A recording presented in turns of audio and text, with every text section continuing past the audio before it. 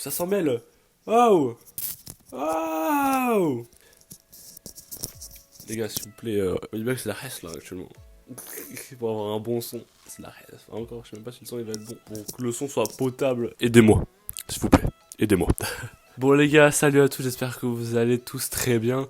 Aujourd'hui, comme vous avez pu le constater tout simplement au titre et à la miniature de cette vidéo, on va parler de la forte rivalité qu'il y a eu entre Ferrari et Ford tout simplement sur l'endurance. C'est parti les gars, on commence tout de suite cette vidéo. Du coup les gars, il faut savoir que cette histoire commence dans les années 1960. Donc Ferrari à ce moment là c'est une entreprise qui marche plutôt bien. Ils arrivent à rester au niveau grâce simplement au financement qu'ils reçoivent lorsqu'ils gagnent des courses etc en championnat. Mais Enzo Ferrari à contre-cœur aussi a fait des voitures de série pour financer la Scuderia et pouvoir continuer à faire des voitures de course. Un des plus grands terrains de jeu de Enzo Ferrari, c'est tout simplement les 24 heures du Mans. En 1962 avait déjà gagné 5 fois. Donc c'est vraiment un des endroits préférés tout simplement de Enzo Ferrari. Sauf qu'il faut savoir que dans les années 1960, voilà, Ferrari est dans la merde. Il ne gagne plus assez de sous avec les victoires en course. La marque de série ne ramène pas assez d'argent pour continuer la course. Donc Enzo Ferrari est contraint de mettre en vente sa marque, son équipe, sinon ça allait couler. Vaut mieux vendre et rester que de couler. Pendant ce temps-là, Ford, de l'autre côté de l'Atlantique, Ford veut se lancer plus dans la compétition. Donc ils vont commencer aux États-Unis, du coup avec des drag race, l'IndyCar et aussi de la NASCAR où ça va plutôt bien marcher. Mais eux, ils veulent venir s'implanter en Europe. Donc ils tombent sur Ferrari, qui est un des très gros constructeurs de l'époque pour ce qui est tout simplement de la course et du palmarès. Et le voient en vente. Et du coup, pour eux, c'est une aubaine parce que ça leur éviterait des années de développement de prototypes pour leur voiture de course. Ça leur évite de coûter de l'argent, des heures de travail perdues. Donc pour Ford, pour eux, c'est tout bénéfice de racheter Ferrari et de rentrer petit à petit en compétition en Europe. Du coup, il va se passer plusieurs mois de négociations du coup entre Ferrari et Ford. Ça va mener à une visite que va faire les hommes de Ford chez Ferrari à Maranello où ils vont exposer le terme du contrat. Ils vont du coup dire à Enzo Ferrari que 90% de la marque Ferrari reviendrait à Ford. Ça c'est la partie avec les voitures de série. Du coup 10% à Ferrari. Et pour ce qui est de la course, 90% reviendrait à Enzo Ferrari et 10% reviendrait à Ford. Pour que juste ils aient un droit de veto et de pouvoir donner leur avis. Sauf qu'à la vue de cette annonce, Enzo Ferrari il est pas content parce que lui voulait garder le contrôle total sur du coup son équipe de sport, la Scuderia. Donc Enzo Ferrari, dès qu'il apprend ça, il fait volte-face. Voilà. Plus personne dit ça. Du coup Enzo Ferrari dit simplement non. Genre il dit un non clair, net, précis. Il y a une anecdote qui dit qu'en plein milieu de la conversation, il se serait levé et aurait dit à son avocat qui était à côté de lui, bon bah c'est l'heure du dîner, de manière totalement nonchalante, ce qui n'a pas du tout plu à Ford, ni à Henry Ford II d'ailleurs, parce que Henry Ford II c'était le directeur, enfin le président de Ford à l'époque, c'était le fils du coup d'Henry Ford, le fondateur de Ford, jusque là tout va bien. Et là du coup c'est une gigantesque claque pour Henry Ford II, parce que c'est la première fois qu'on ose dire non, parce que il avait beaucoup d'argent, il pouvait se permettre d'acheter tout et n'importe quoi, qu'un petit constructeur dans sa campagne entre guillemets lui disent non de manière totalement arrogante, ça lui plaît pas du tout. Il va donc vouloir se venger d'Enzo Ferrari et va vouloir aller le battre sur son propre terrain, c'est-à-dire aux 24 heures du Mans. Son seul but c'est de faire chialer Ferrari. Du coup pour ça il va engager des moyens mais démesurés juste pour créer une voiture capable d'aller courir et faire de l'endurance. En 1963 c'est Ferrari qui gagne les 24 heures du Mans, ça on s'y attendait, il n'y avait pas encore de voiture Ford engagée. Il va laisser très peu de temps simplement à ses ingénieurs pour pouvoir construire la meilleure voiture qui peut aller botter le cul on va dire à Enzo Ferrari. Ces ingénieurs ils vont réussir à faire une voiture en 7 mois, qui s'appelle du coup la GT40. Donc 40 parce que c'est la taille de la voiture, elle fait 40 pouces de haut, donc c'est très petit, 40 pouces de haut. Donc du coup ils font les premiers essais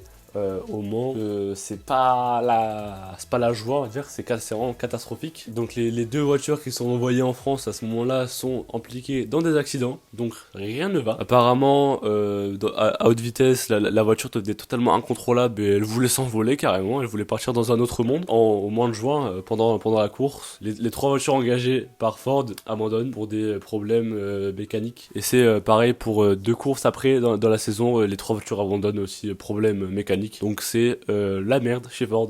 Henry Ford il perd totalement patience, il en peut plus. En novembre du coup il engage Carroll Shelby de revisiter en fait la GT40 et d'aller essayer de botter le train encore une fois à Enzo Ferrari. Et c'est simple hein, il lui laisse 2 mois pour transformer ce qui était pas une poubelle mais un cercueil roulant en une voiture de course fiable et capable de pouvoir battre Ferrari sur leur terrain. Donc en février 1965, la GT40 gagne enfin sa première course, donc c'est à Daytona. Mais malheureusement, aux 24 heures du Mans, c'est le même scénario que l'année précédente, ça marche pas, les trois voitures engagées abandonnent, c'est retour à la maison bredouille. Même si, techniquement, sur un tour de course, c'était la voiture la plus rapide de toutes les autres, mais problème mécanique, problème de boîte de vitesse. Et du coup, l'année d'après, après encore des améliorations et un investissement faramineux d'argent de la part de Henry Ford 2, le budget ne se compte même plus là, il lance les billets, il veut juste gagner, il veut vraiment son seul but, c'est vraiment juste de gagner. Au 24 heures du Mans en 1966, il y a 8 Ford GT40 qui sont engagés sur les 24 heures du Mans, donc il y en a 3 qui sont dans l'écurie de Shelby, et après le reste c'est des écuries privées,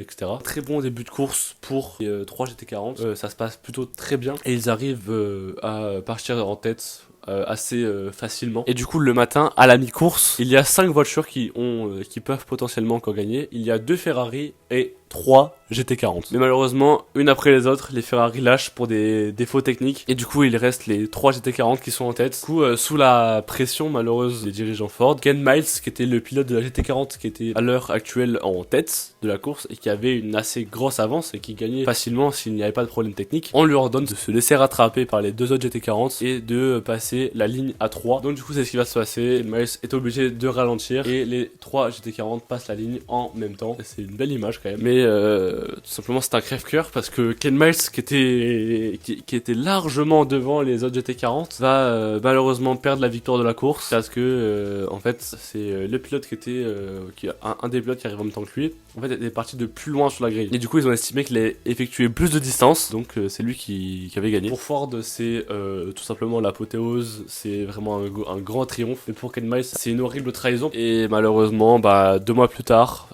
sur des essais en Californie pour une séance d'essai pour la prochaine GT40 encore, Ken Miles se tue. C'est triste parce que c'était sur le dernier tour de piste, au dernier virage. Malheureusement il est mort un peu avec la rage et je trouve ça vraiment triste parce que s'il avait gagné les 24 heures du Mans, il aurait eu la triple couronne des courses d'endurance, c'est-à-dire gagner les 12 heures de Sebring, les 24 heures de Daytona et les 24 heures du Mans. Et donc après cette victoire en 1966 de la GT40 et de Ford, ça va se réitérer en 1967, en 1968 et en 1969. Ça marche très très bien. Ferrari va même arrêter l'endurance après ça et va se concentrer à 100% sur la Formule 1. Donc cette histoire c'est l'une des plus grandes histoires de rivalité du sport automobile. Ça a eu un impact assez fort sur les générations. Et putain, Henry Ford 2, il a dépensé 500 millions de dollars à l'époque. Donc faites le calcul avec les euros d'aujourd'hui. Là j'ai la flemme personnellement, mais c'est tout simplement abusé. La GT40 a été c'était un investissement qui a pas du tout été rentable. Perdu de l'argent sur la GT40, ils n'ont pas gagné. Donc c'était un investissement à perte, mais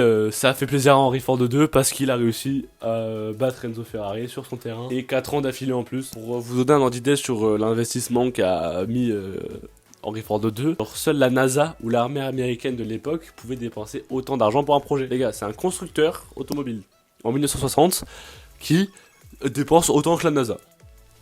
Est-ce que ça choque que moi ou c'est comment? Bref, c'est une des plus belles histoires, voilà, une des belles histoires malgré la fin malheureuse de Ken Miles. Ça reste une de mes histoires préférées du sport automobile et je tenais à vous la raconter. Ça m'a fait beaucoup plaisir. Voilà, pour ceux qui ont apprécié l'histoire, il y a aussi un film, Le Mans 66, qui est plutôt pas mal, même s'il y a quelques erreurs sur des plans, etc. Bon bref, c'est pas un film ultra précis, mais qui je trouve raconte plutôt bien l'histoire et qui est assez intéressant. Donc si vous avez un peu de temps, allez-y, il est très sympa. Bref les gars, c'est la fin de la vidéo, j'espère qu'elle vous a beaucoup plu. En tout cas moi c'était un plaisir de la tourner, j'ai beaucoup apprécié raconter comme ça une histoire. Donc voilà les gars, n'hésitez pas à liker, à commenter, à partager, à vous abonner aussi, c'est très important. On est bientôt aux 100 abonnés.